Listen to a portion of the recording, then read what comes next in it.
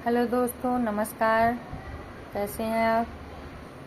अब हम लोग आदिकाल में आदि के कवि अमीर खुसरो के विषय में चर्चा करेंगे। उन्होंने वो किस तरह की रचनाएं की और क्या रहा उनके जीवन परिपाटी, उनका जीवन चरित्र क्या रहा, सारी चीज़ें जीवन परिचय के साथ साथ उनकी रचनाओं के बारे में पढ़ेंगे और उनका जीवन कैसा रहा।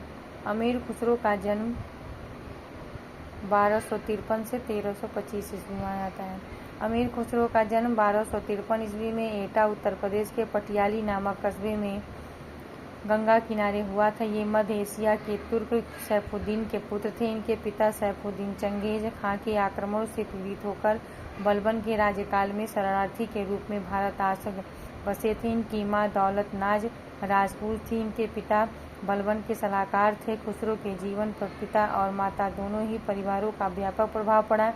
उनकी शिक्षा दीक्षा में दोनों ही संस्कृतियों का प्रभाव दिखाई देता है। उन्होंने अपने समय के दर्शन तथा विज्ञान में विद्वता प्राप्त की। किशोरावस्था से ही वे कविता लिखना प्रारंभ किए। 20 वर्ष तक होते होते कवि के रूप में प्रसिद्ध हो गए।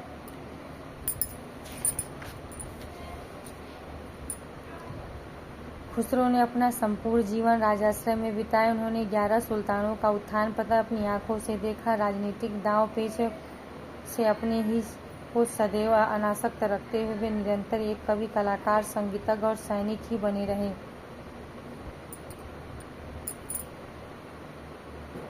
शेख निजामुद्दीन औलिया महान सूफी संत थे। अमीर खुसरो 8 वर्ष की अवस्था से ही उनके शिष्य हो गए थे। खुसरो ने अपने गुरु का मुक्त कंठ से यशोगान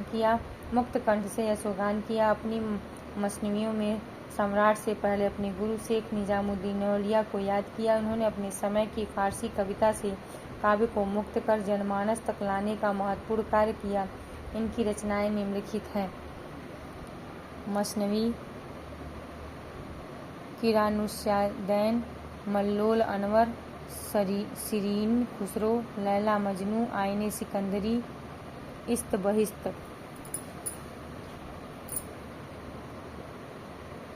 इनमें से 3, 4, 5, 6, 7 संख्या की रचनाएं पंचगंज नाम से प्रसिद्ध हैं। ये मसनवियाँ खुसरो ने अपने गुरु शेख निजामुद्दीन औलिया को समर्पित कर दी।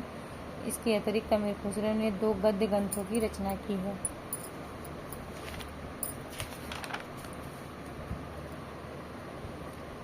खजाइनुल फतूह अलाउद्दीन खिलजी के विजयों का वर्णन एजाजे खुसरवी अलंकार ग्रंथ है।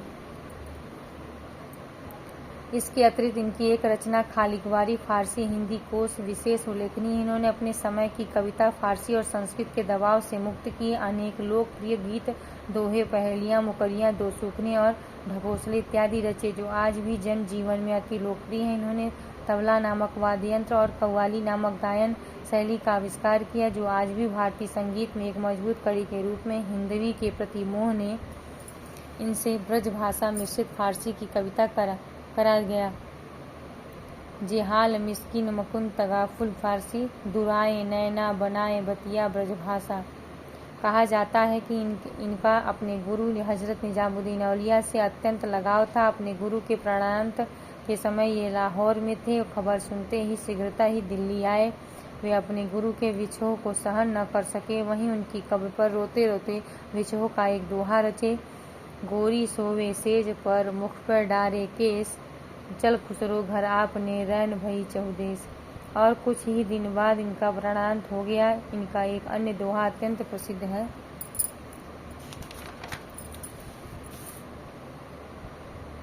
खुसरो रैन सुहाग की जागी पी के संग, तन मेरो मन पीऊ को दो भयो एक रंग। अमीर खुसरो अपनी हिंदवी कविता से जनता के बीच अत्यधिक लोकप्रिय हुए। उन्होंने हिंदवी में जो कुछ लिखा उसे जनता को समर्पित कर दिया। उनका कथन है: जुज वै चंद नजमे हिंदी, नजर जोस्ता करदास्त। अमीर खुसरो इन्होंने अपनी हिंदी पर बहुत गर्व था। इन्हें हिंदी पर बहुत गर्व था, पर उन्होंने कहा, मैं तूतीय हिंद हूँ, हिंद का गौरव। मुझे जो कुछ पूछोगे मैं हिंदवी में जवाब दूंगा। उनके नाम से हिंदी में पहेलियाँ, गजलें, मुकरियाँ, दो सुखने इत्यादि प्रसिद्ध हैं। ये थे अमीर खुसरो, उनकी रचनाएं, उनके जीवन परिचय, उनकी से संबंधित विषयों की चर्चा हुई। और अब हम चलते हैं विद्यापति, जिन्हें मैथिल कोकिल कहा जाता है। विद्यापति का जन्म 368 ईस्वी में दरभंगा बिहार के बिस्फी ग्राम जिला मधुबनी में हुआ था। इनके पिता ठाकुर गणपति महाराज जी प्रसिद्ध विद्वान थे। ये मिथिला के राजा कीर्ति सिंह और शिव सिंह के दरबारी कवि थे। रानी लक्ष्मा देवी इनकी अनन्य भक्त थी। एक किंवदंती के अनुसार बालक विद्यापति बचपन से ही तीव्र स्वभाव के थे। जब ये 8 वर्ष के थे तब अपने पिता ठाकुर महाराज के साथ शिव सिंह के दरबार में पहुंचे। राजा शिव सिंह के कहने पर इन्होंने कविता सुनाकर कवि श्रेष्ठ होने का गौरव प्राप्त किया। साथ ही बिस्फी गांव उन्हें दान में भी पारितोषिक स्वरूप दे दिया और उन्हें अभिनय जयदेव की उपाधि से नवाजा। इसके बदले में इस कृतज्ञ महाकवि ने राजा शिव सिंह और रानी लक्ष्मा देवी को अपने गीतों द्वारा अमर कर दिया।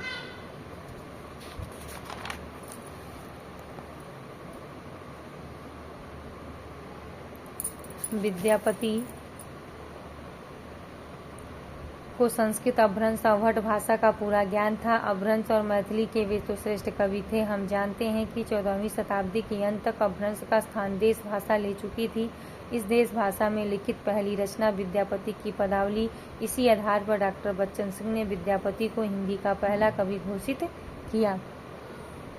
विद्यापति को अपरूप का कवि तथा हिंदी का जाति कवि भी कहा जाता है। विद्यापति की कविता में वीर श्रृंगार भक्ति के साथ साथ गीति की प्रधानता मिलती है। विद्यापति की यही गीतात्मकता उन्हें अन्य कवियों से भिन्न करती है। एक जनश्रुति है कि जब चैतन्य महाप्रभु इनके गीतों को गाते थे तो गाते गाते बेहोश हो जाते थे। भारतीय काव्य एवं सांस्कृतिक परिवेश में गीत काव्य का बहुत बड़ा महत्व था और यही काव्यात्मक विविधता विद्यापति की प्रमुख विशेषता है। भाषा की दृष्टि से विद्यापति की रचित रचनाएं निम्नलिखित हैं। संस्कृत की रचनाएं: शैव सर्वस्वसार, गंगा वाक्यावली, दुर्गा भक्ति तरंगिणी, भू परिक्रमा, ध्यान वाक्यावली, पुरुष परीक्षा, विभाग सार, लिखनावली, गया पत्तलक वर्णकृत।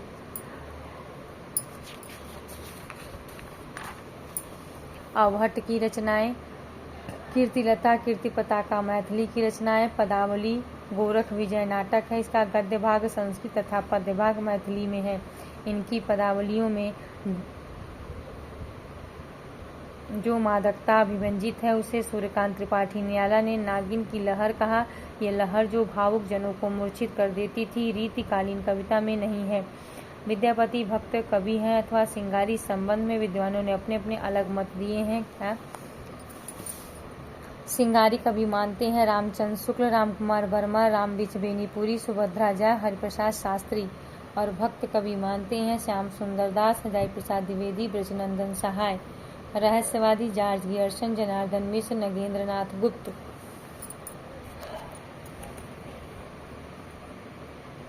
विद्यापति को भक्ति और श्रृंगारी विवाद को लेकर आचार्य शुक्ल ने लिखा है, आध्यात्मिक रंग के चश्मे आजकल बहुत सस्ते हो गए हैं। इन्होंने चढ़ाकर जैसे कुछ लोगों ने गीत गोविंद को आध्यात्मिक संकेत बताया, वैसे ही विद्यापति के इन पदों को भी विद्यापति को कृष्ण भक्तों की परंपरा में न समझना चाहिए।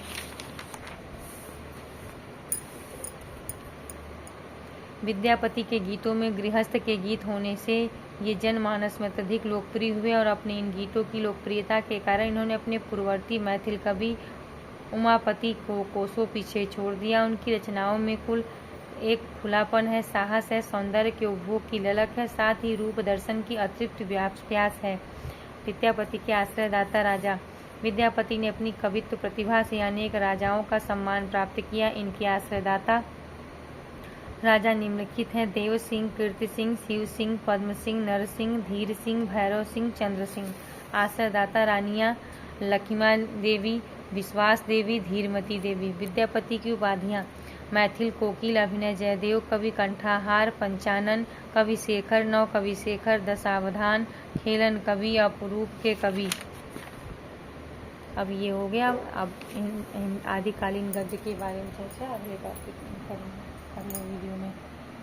ठीक है, आपको अच्छा लगे तो लाइक, सब्सक्राइब, शेयर करिए और कमेंट करिए। जो कुछ भी प्रश्न हो आप प्रश्न पूछिए। धन्यवाद।